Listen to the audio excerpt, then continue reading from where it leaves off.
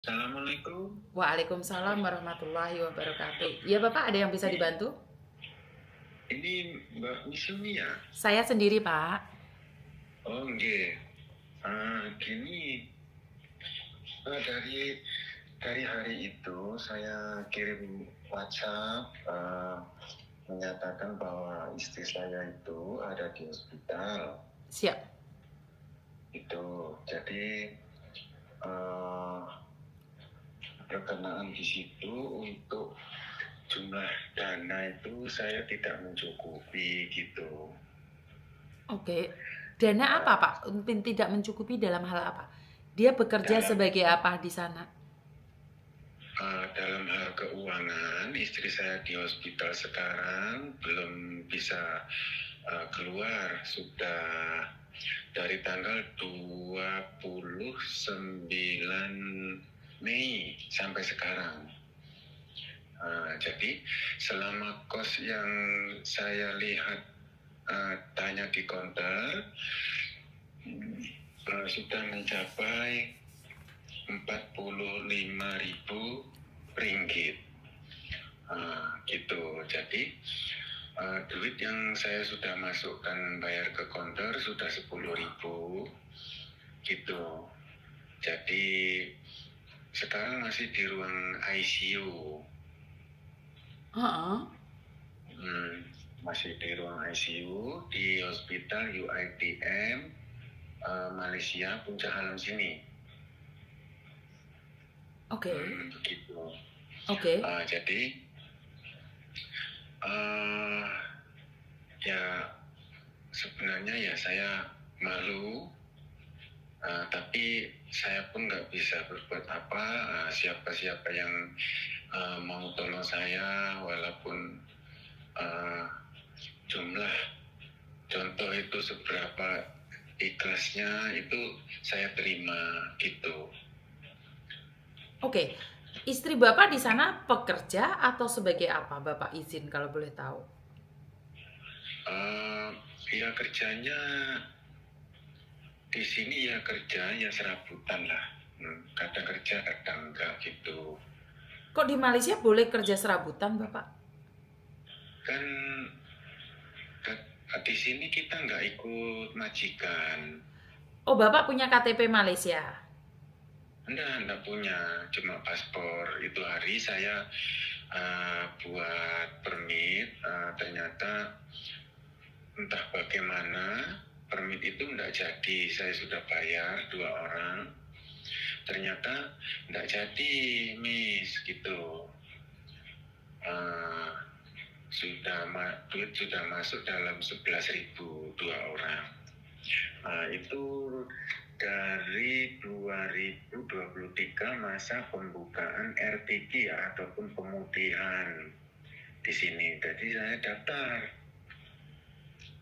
gitu. Jadi setelah duit sudah masuk, ternyata permitnya tidak jadi.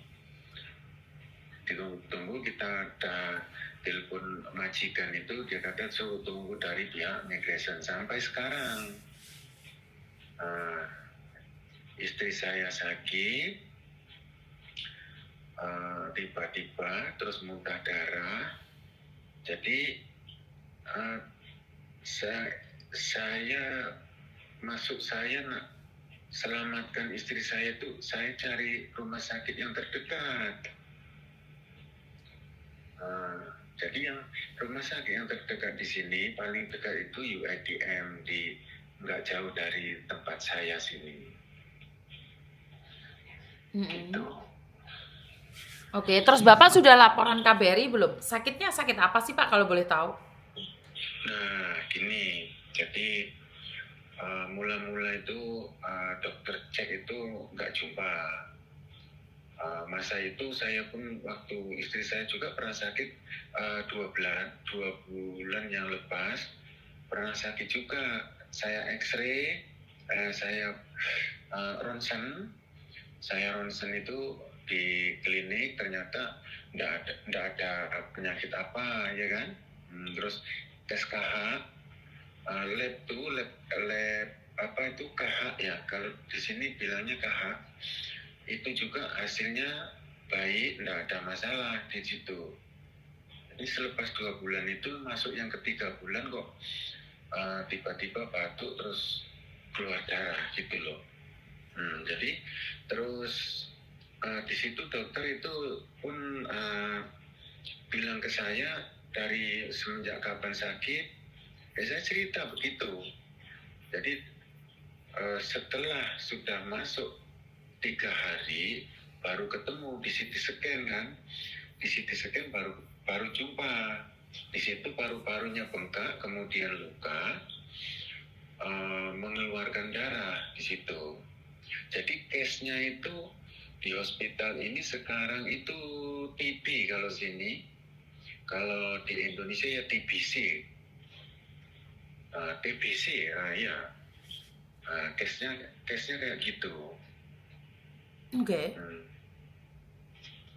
Dia masih di ICU, belum siuman atau seperti apa Bapak? Kalau TBC kan nggak perlu ke ICU sampai selama itu.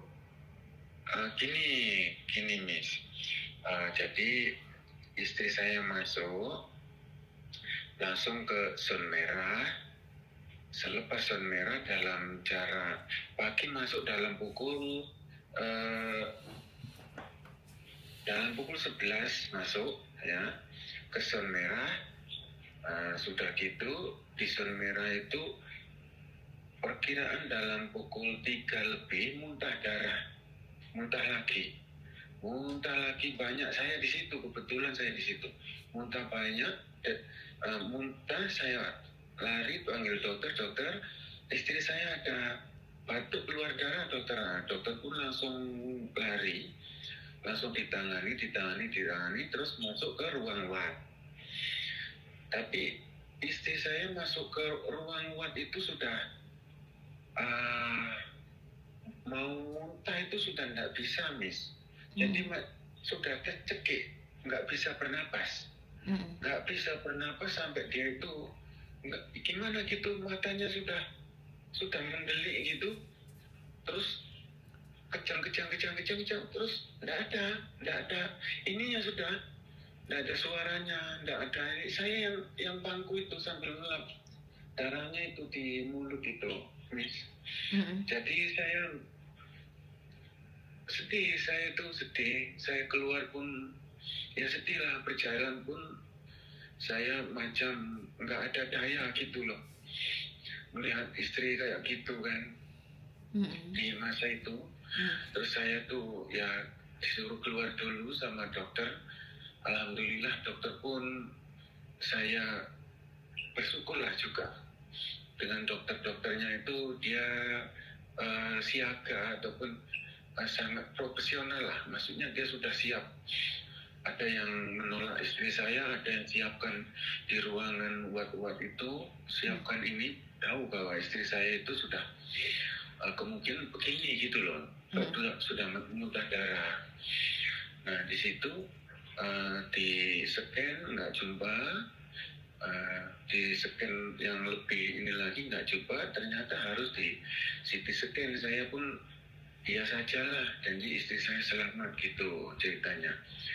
Nah, jadi malam kedua di CT scan, lepas itu di patri itu nih, yang dia luka itu di patri, ditutup gitu. Jadi selama 11 hari istri saya itu tidak sadar, koma 50-50 atau kritikal di situ. Terus? Lepas sudah 11 hari langsung masuk ICU kan. Sebab di ICU itu lengkap, dia membutuhkan oksigen yang lebih besar. Selepas dia CT scan itu dia tampal, dia terus masuk ICU selama 11 hari baru dia sadar. Dia boleh buka mata gitu, terus menjam lagi, nanti nggak lama dia buka lagi. Jadi saya lihatnya itu pun dari luar, dari kaca itu. Jadi dia itu pintunya dua, memang tertutup kedap suara. Walaupun di luar itu bunyi apa-apa, dia memang nggak dengar. Sebab pintunya dia itu cermin itu dua. Oke. Berlapis dua pintu gitu, Miss. Oke. Bapak berasal dari Banyuwangi? Saya ber-KTP sana. Asal saya ini Lampung, keturunan Jawa. Ibu saya Pekalongan, saya lahirnya di Lampung, merantau, migran gitu. Dan istri saya Banyuwangi, gitu. Oke. Rencananya kalau pulang kemana? Ya kalau pulang ke Banyuwangi. Memang saya sudah menetap di sana gitu, Miss. Oke. Nah, karena kan sebanyak itu Pak, bukan saya tidak percaya atau percaya nih. Saya kebetulan ada tim dari Banyuwangi. Coba berbicara dengan dia ya. Sebentar ya. Sebentar. Iya. Sebentar, saya hubungi tim saya dulu. Karena dia dari Banyuwangi nih. Karena saya tidak tahu tentang Banyuwangi seperti apa dan bagaimana. Apakah bisa membantu atau tidak?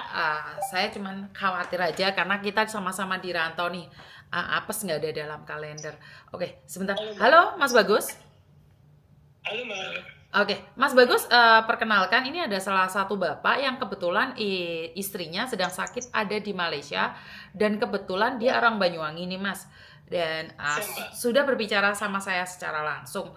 Saya tidak tahu apakah saya bisa membantu atau tidak. Cuman untuk keterusannya karena sampean ada di Banyuwangi, boleh nggak berbicara dengan masnya seperti apa dan bagaimana mungkin apa yang bisa kita lakukan? Ya. Oke, saya matikan teleponnya ya. Jadi kalian berbicara secara pribadi ya. Oke, Mbak. Oke, Bapak. Oke. Berbicara dengan tim saya yang dari Banyuwangi ya, Bapak ya. Ya, boleh. Oke, saya matikan ya. Terima kasih. Oke, teman-teman. Ya, memang kadang-kadang saya terlihat bodoh. Tetapi orang-orang di sekitar saya itu akan memberikan informasi seperti apa dan bagaimana. Karena gini teman-teman, kita nggak boleh menghakimi apa yang terjadi. Jangan semuanya divonis dengan penipuan. Aduh, arek-arek gitu.